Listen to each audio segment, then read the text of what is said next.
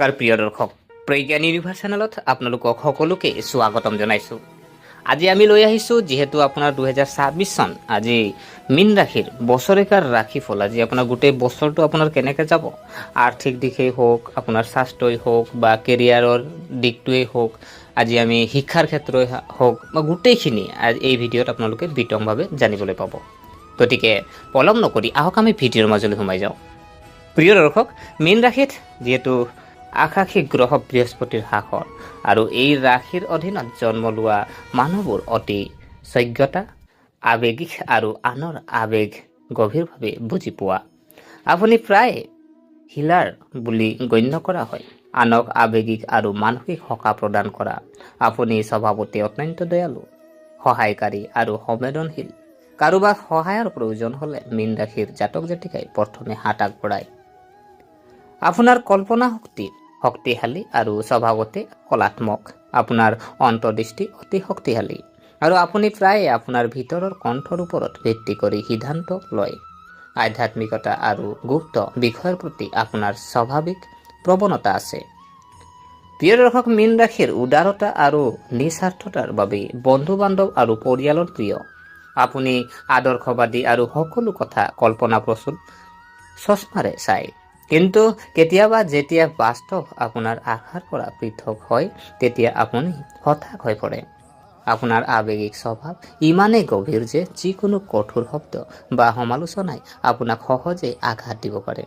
মানসিক চাপ বা কঠিন সময়ত আপুনি নিজকে কল্পনা, চিন্তা বা আনকি বিলম্ব কৰা অভ্যাসত আবদ্ধ হৈ পৰা দেখা পাব পাৰে।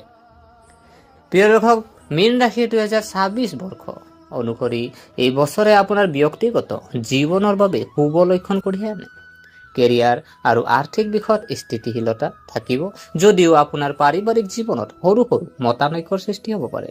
বছৰৰ আৰম্ভণিতে আপুনি অলপ উদ্বিগ্নতা অনুভৱ কৰিব পাৰে আৰু নিজকে সন্দেহ কৰিব পাৰে। কিন্তু সময়ৰ লগে লগে আপোনাৰ জীৱনত স্থিৰতা, ইতিবাচকতা আৰু ভাৰসাম্য বাঢ়িব। এই বছৰ আপুনি হয়তো আপোনাৰ পুৰণি লক্ষ্য আৰু অগ্ৰাধিকাৰসমূহ পুনৰ বিবেচনা কৰি জীৱনৰ অধিক ব্যৱহাৰিক দৃষ্টিভংগীৰ দিশত আগবাঢ়িব। পুৰণি অভিযোগৰ ত্যাগ কৰি আগুৱাই যোৱাৰ এটা ভাল সময় হ'ব। কিছুমান ক্ষেত্ৰত অলপ বেছি কষ্ট কৰিব লাগিব, যদিও ফলাফল নিশ্চয় সন্তোষজনক হ'ব।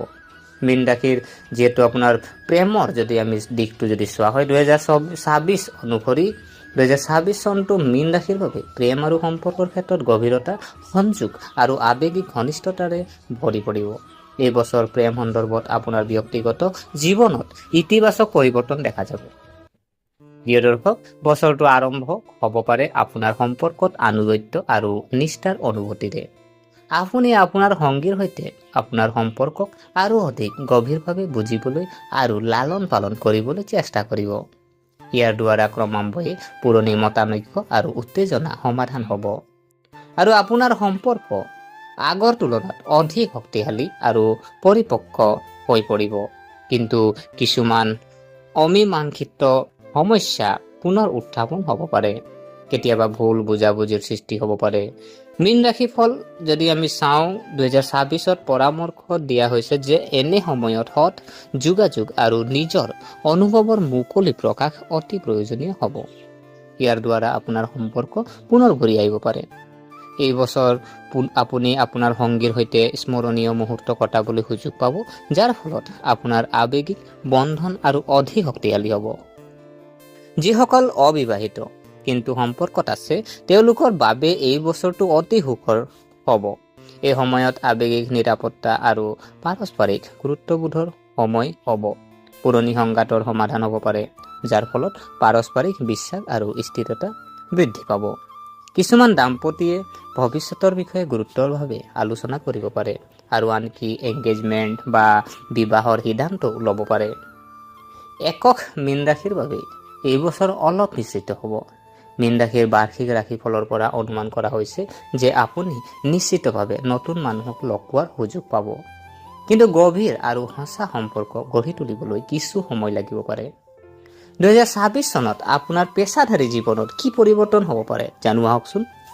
প্ৰিয় দৰ্শক, মীন ৰাশিৰ বাৰ্ষিক ৰাশিফল অনুসৰি আপোনাৰ কেৰিয়াৰ আৰু পেছাদাৰী জীৱনত বছৰৰ আৰম্ভণিতে আপুনি নিজৰ কৰ্মস্থলীৰ পৰা অলপ স্থবিৰ আৰু দূৰৈত অনুভৱ কৰিব পাৰে। নিয়োজিত জাতক জাতিকাসকলেও চাকৰি সলনি কৰাৰ কথা ভাবিব পাৰে, কিন্তু সঠিক সুযোগ হোৱাত পলম হ'ব পাৰে। অৱশ্যে জুন মাহৰ পাছত পৰিস্থিতি উন্নত হ'ব, কৰ্মক্ষেত্ৰত পৰিৱেশ উন্নত হ'ব আৰু আপুনি অধিক দায়িত্ব লোৱাৰ সুযোগ পাব পাৰে। পেছাদাৰী নেটৱৰ্কিং আৰু অফিচ সম্পৰ্কীয় ভ্ৰমণেও এই বছৰ আপোনাৰ কেৰিয়াৰত গুৰুত্বপূৰ্ণ ভূমিকা পালন কৰিব।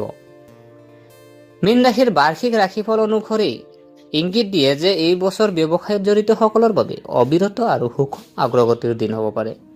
বছৰৰ প্ৰথম 6 মাহত খৰচ বৃদ্ধি পাব পাৰে, যাৰ ফলত কিছু অসুবিধাৰ সৃষ্টি হ'ব পাৰে। অৱশ্যে বছৰৰ দ্বিতীয়াৰ্ধত লাভ বৃদ্ধি পাব আৰু ব্যৱসায় সম্প্ৰসাৰৰ সম্ভাৱনা থাকিব। এই বছৰটো ছাত্ৰ ছাত্ৰীৰ বাবে অতি ভাল হ'ব। কঠোৰ পৰিশ্ৰম আৰু মনোযোগেৰে যদি আপুনি মনোনিৱেশ কৰি থাকে, তেন্তে আপুনি ডাঙৰ ডাঙৰ কাম লাভ কৰিব পাৰে। যদিও বছৰৰ আৰম্ভণিতে কিছু বিক্ষিপ্ততা বা আত্মসন্দেহ হ'ব পাৰে, তথাপিও বছৰটো আগবাঢ়ি যোৱাৰ লগে লগে কথাবোৰ স্বাভাৱিক আৰু ইতিবাচক অৱস্থালৈ ঘূৰি আহিব।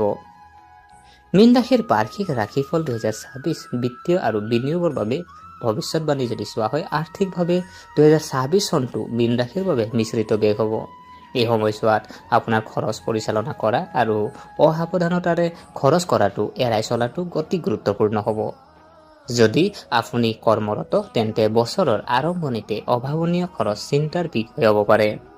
কিন্তু বছৰটোৰ ভিতৰত কোনো পুৰণি প্ৰজেক্ট বা দৰমহা বৃদ্ধি, বোনাছ বা আৰ্থিক লাভৰ সম্ভাৱনা আছে। ব্যৱসায়ীসকলে প্ৰথম অৱস্থাত কম লাভ বা কিছুমান বাধাৰ সন্মুখীন হ'ব পাৰে, কিন্তু বছৰটো আগবাঢ়ি যোৱাৰ লগে লগে আপোনাৰ আৰ্থিক অৱস্থাৰ যথেষ্ট উন্নতি হ'ব। বছৰৰ দ্বিতীয়াৰ্ধত আপুনি আৰ্থিক লাভ কৰিব পাৰে আৰু আনকি কিছু অভাৱনীয় লাভৰ সন্মুখীন হ'ব পাৰে। বিনিয়োগৰ দৃষ্টিকোণৰ পৰা জুন মাহৰ পিছৰ সময়ছোৱা অধিক অনুকূল হ'ব, বিশেষকৈ ষ্টক মাৰ্কেট, ৰিয়েল ইষ্টেট বা অন্যান্য দীৰ্ঘম্যাদী বিনিয়োগত। প্ৰিয় দৰ্শক, 2026 চনত মীন ৰাশিৰ আমি যদি স্বাস্থ্যৰ দিশ যদি চাওঁ, স্বাস্থ্য আৰু পাৰিবাৰিক জীৱন কেনেকৈ সলনি হ'ব পাৰে। পাৰিবাৰিক আৰু ঘৰুৱা পৰিৱেশৰ সন্দৰ্ভত বছৰৰ আৰম্ভণিতে কিছু ভুল বুজাবুজি বা বাহ্যিক হস্তক্ষেপৰ সৃষ্টি হ'ব পাৰে।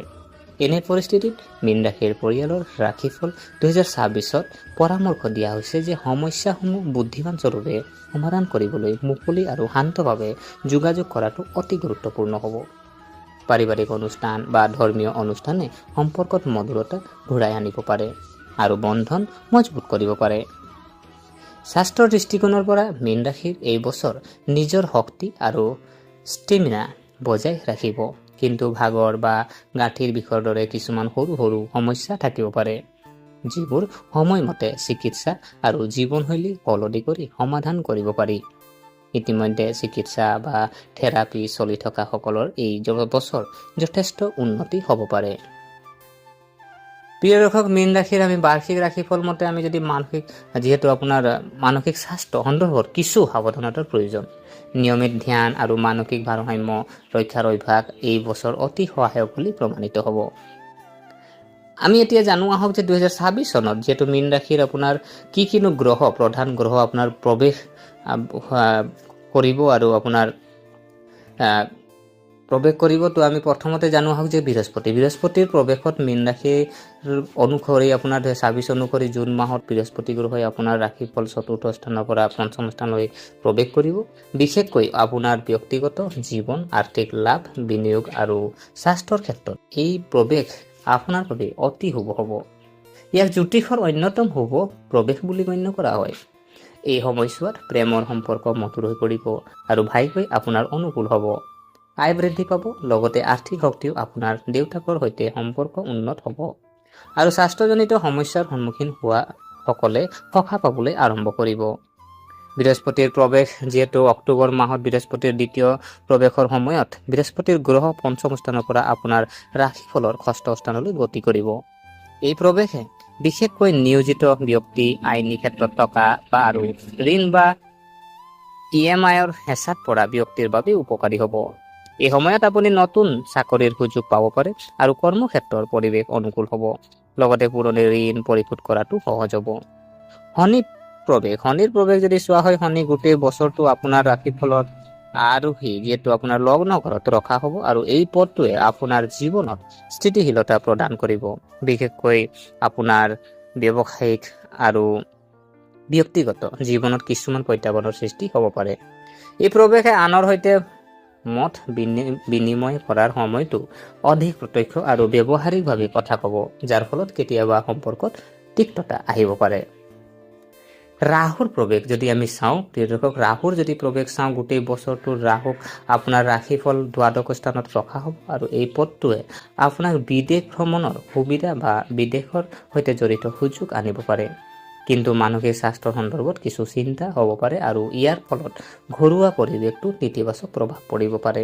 তথাপিও এই প্ৰৱেশ বিনিয়োগৰ উদ্দেশ্য উপকাৰী বুলি প্ৰমাণিত হ'ব।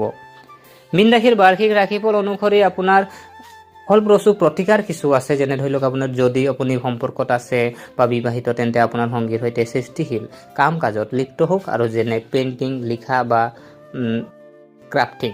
তো ভগৱান বৃহস্পতিৰ আশীৰ্বাদ বজাই ৰাখিবলৈ আৰু কেৰিয়াৰ ইতিবাচক ফলাফল কঢ়িয়াই আনিবলৈ সদায় আপুনি লগত হালধিৰ আপুনি টুকুৰা বা হালধি পেকেট এটা ৰাখক, হালধি অলপমান ৰাখক। আপোনাৰ যি আপোনাৰ কাম কৰা মানুহ, আপোনাৰ তলত যিখিনি কাম কৰি থকা মানুহ আছে, সন্মান কৰক আৰু নাৰ্ছিং হোম আৰু অন্ধসকলক অত্যাৱশ্যকীয় সামগ্ৰী দান কৰক। আপুনি মেডিকেলত দান কৰিব পাৰে বা আপুনি অন্ধসকলক দান কৰিব পাৰে। ঘৰত মৰম আৰু শান্তিপূৰ্ণ পৰিৱেশ সৃষ্টি কৰিবলৈ আপুনি যি গোলাপ জল ব্যৱহাৰ কৰক, আৰু ইয়াৰ ফলত ঘৰৰ পৰিৱেশ অধিক শিথিল আৰু সুখী হ'ব।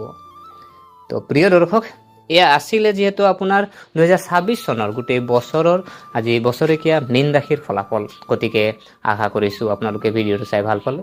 যদি এই ভিডিঅ'ই আপোনাক কিঞ্চিত মানুহ লাভান্বিত কৰিলে, তেনেহ'লে ভিডিঅ'টো লাইক কৰিব, কমেণ্ট কৰিব, শ্বেয়াৰ কৰিব, আৰু আমাৰ চেনেলটো যদিহে আপোনালোকে এতিয়ালৈকে ছাবস্ক্ৰাইব কৰা নাই, অনুগ্ৰহ কৰি ছাবস্ক্ৰাইব কৰি আমাক উৎসাহিত কৰিব বুলি আশা থাকিলে পুনৰ লগ পোৱাৰ প্ৰতিশ্ৰুতিৰে আজিলৈ আমি বিদায় মাগিলোঁ।